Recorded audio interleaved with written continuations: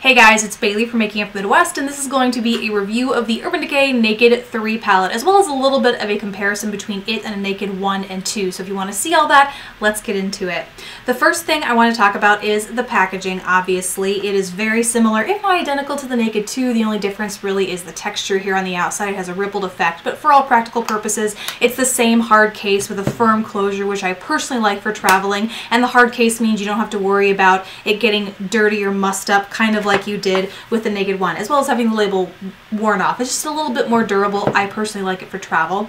Then you open it up and you have the same nice big mirror here that you did in Naked 2. I actually love it for getting ready. It really is practical for that.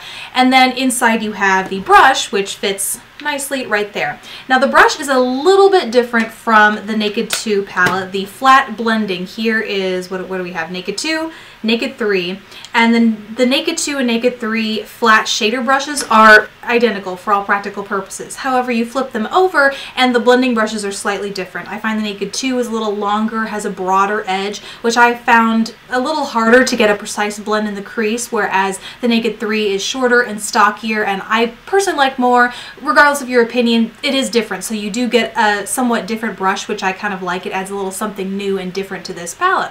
Then moving on to the shadows, I'm not going to talk too much about each individual shadow because I'm assuming this is probably not the first review you've watched. You've probably heard all about each individual shade and the texture and the finish. So rather, I'm going to let the close-ups and swatches do the talking for all that, and instead I'm going to focus on kind of the overall highlights and lowlights. So as you can see, the spectrum here is primarily rose gold and mauve. There are two matte shades, a few satin shades, some metallic shades, and then dust over here on the far, your left, I suppose, is kind of just that. It's aptly named because it has it's one of the micro glitters, so it has a very dusty sort of texture. And I have to say it's my least favorite in this palette. I know a few other people feel the same way, and typically I don't of the micro glitters in the Naked palettes, but this one in particular is very dusty, and unless you apply it wet, they're really, even over a primer, it is very sparse and patchy, and I'm not personally one for glitter overspray shadows, so it just didn't do a whole lot for me.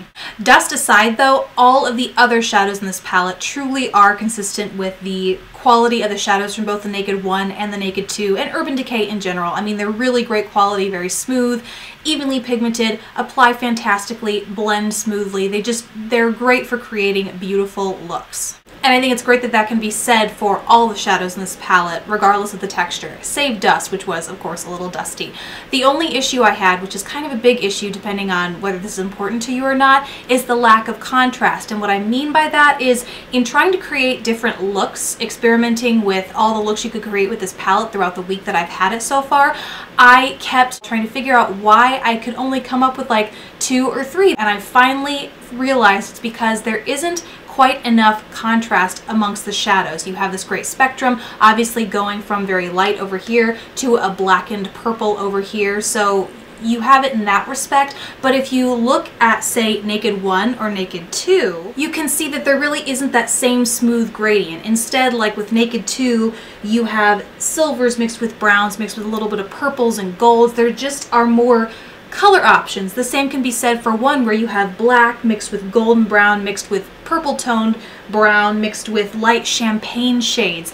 Really, this rose gold palette is just that. It's a spectrum of rose golds, and I find that when you break it apart, really right down in half, these over here are very similar and these over here are very similar. Obviously there's quite a difference when you swatch them, but I found in application, like in practical application, they really create more or less the same look when you combine them all together and they get a little muddy. That is the one sort of significant downside I found with this palette, and I really tried to work, maybe it is absolutely me and I'm not working with these shadows correctly, but I just kept finding that regardless of which lighter shadows I was using and which darker shadows I was using, I always kind of came up with the same sort of look.